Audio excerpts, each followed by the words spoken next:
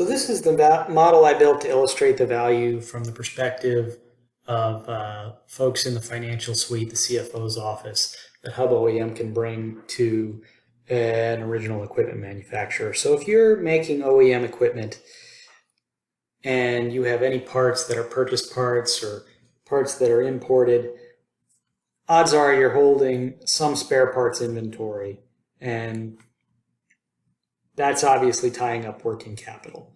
And I know from my experience, a company that does maybe $5 or $6 million in new machines a year would not be unreasonable to say that they're holding anywhere in the neighborhood of $1 to $2 million in parts in their warehouse. And the real challenge with holding inventory for spare parts is you don't always know when your customers are going to need them. And so you've got to hold a certain volume to ensure against stock out, right? To what they call safety stock, that level of buffering to make sure when somebody calls, you have what they need. And the value that Hub OEM brings to the table is it enforces a degree of discipline in your customers by and not in any sort of punitive way, but just by prompting timely purchase of parts when they're due. You can have a little more insight into the customer's behavior and drive them to adhere better to a schedule. So when something needs to be replaced every 6 months, we can get them replacing it every 6 months instead of whenever it happens to break, which may be right at 6 months, but it may be at 8 months, and it's harder to plan around. So the beauty of what we're doing here is we can drive a lot of the variability out of your customer's purchasing schedule.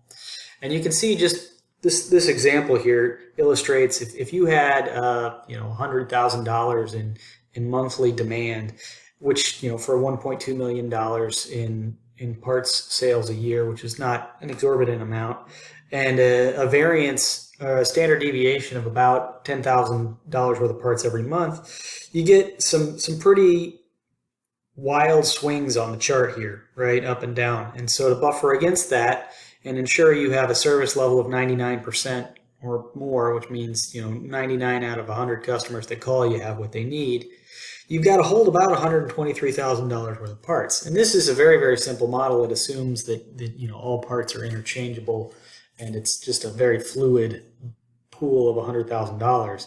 In reality, one customer's parts may not overlap with another customer's parts, and so you need an even higher level of safety stock to buffer against shifting demand.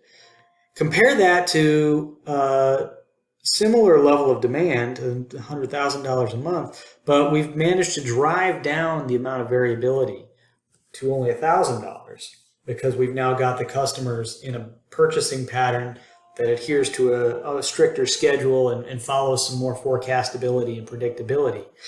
We can drive $20,000 worth of safety stock requirements out and still have that same 99% service level.